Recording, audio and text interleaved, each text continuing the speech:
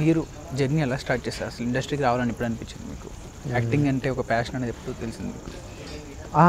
అదే అంటే నాకు ఫస్ట్ థింగ్ యాక్టర్ అవుదామని నా మనసులో ఒకవైపు ఉండే.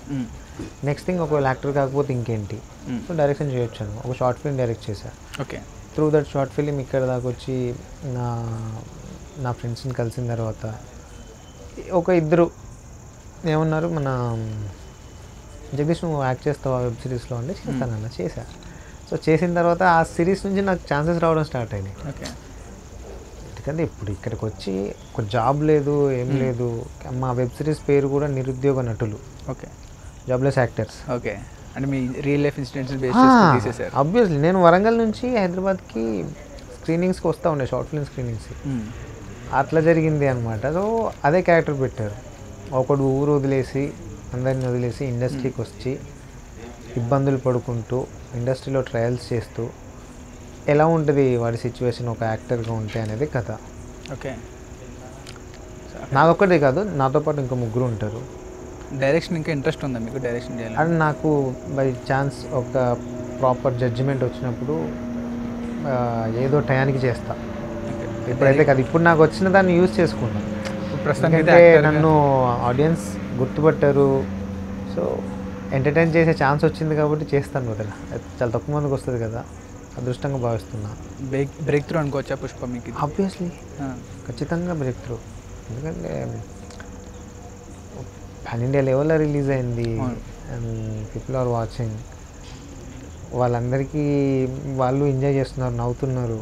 సో ఉంటుంది. మిమ్మల్ని జనాలు ఇంత బాగా యాప్ చేసుకున్నారు కదా, మిమ్మల్ని ఇంకా పెద్ద పెద్ద సినిమాల్లో బ్రహ్మానందం గారిని రిప్లేస్ చేసే స్టేజ్లో చూడొచ్చు? నేను అలా ఏం చెప్పుకోలేనండి, అలా చెప్పను. అండ్ మోర్ దెన్ మన జర్నీ వెళ్ళిపోతున్న కొద్దీ ఆడియన్స్ డిసైడ్ చేస్తారు. సో అది మనం ఒకటి పెట్టుకొని ఇది కావాలి అని చెప్పి ఉంది అనుకోండి, ఏదో ఒక టైంకి ఆగిపోయే ఛాన్స్ ఉంటుంది. సో నాకు అట్లేం లేదు, ఇది కంటిన్యూ ఎక్కడి దాకా వెళ్తే అక్కడి వరకు. ఇంట్లో ఒప్పుకున్నారు మరి? ఇంట్లో చాలా వాళ్ళకి ఇండస్ట్రీ అంటే ఎవరు ఒప్పుకుంటారు బ్రదర్? మరి ఎలా ఫైట్ చేసి వచ్చారు ఇంటి నుంచి? ఫైట్ అని కూడా కాదు, నేను తీసుకున్న డెసిషన్ ఇంకా సరే కానిలే, ఒక 1 year 2 year టైం ఇయ్యండి నాన్న అని చెప్పి పెంచుకుంటూ వచ్చా. సో నాన్నకి పోలీస్ అవ్వాలని డ్రీమ్. ఓకే. నాకు ఉండేది, బట్ సినిమాలు ఇంట్రెస్ట్ కాబట్టి ఇక్కడ దాకా వచ్చి ఏదో ఒకటి చేద్దాంలే అన్న హోప్ ఉండేది. సో ఫైనల్గా ఈ సినిమా ఒక మంచి హిట్ వచ్చింది. నా మామూలు హిట్ కాదు, అందరూ గుర్తుపట్టి ఇచ్చిన హిట్ అది. మీ చిన్నప్పుడు విషయానికి వస్తే, చిన్నప్పుడు మీ సరదా గడిపి ఇంతే సరదాగా ఉండేవాళ్ళ మీరు? లేంటి ఎలా ఉండేది మీ క్యారెక్టర్ చిన్నప్పుడు? అంటే మా ఇంటి దగ్గరకు వచ్చేసరికి కాస్త నార్మల్గానే ఉంటుండే. నా అమ్మ వాళ్ళతో వెళ్తే సరదాగా ఉంటాను, నా రిలేటివ్స్తో అందరితో ఫ్రెండ్స్తో అవుతాం కదండి. ఆబ్వియస్లీ ఊర్లో ఉంటాం కాబట్టి చాలా చేస్తాం.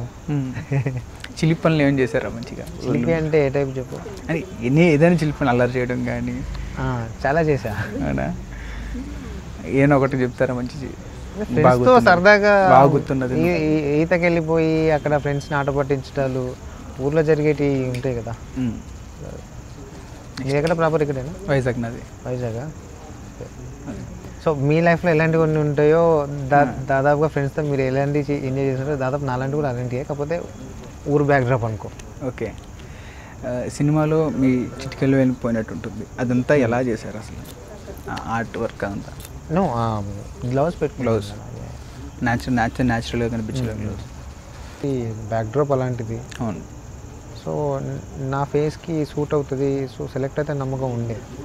నాట్ ఫర్ కేశవారు సెలెక్ట్ అయితే నేను అనుకోలేదు.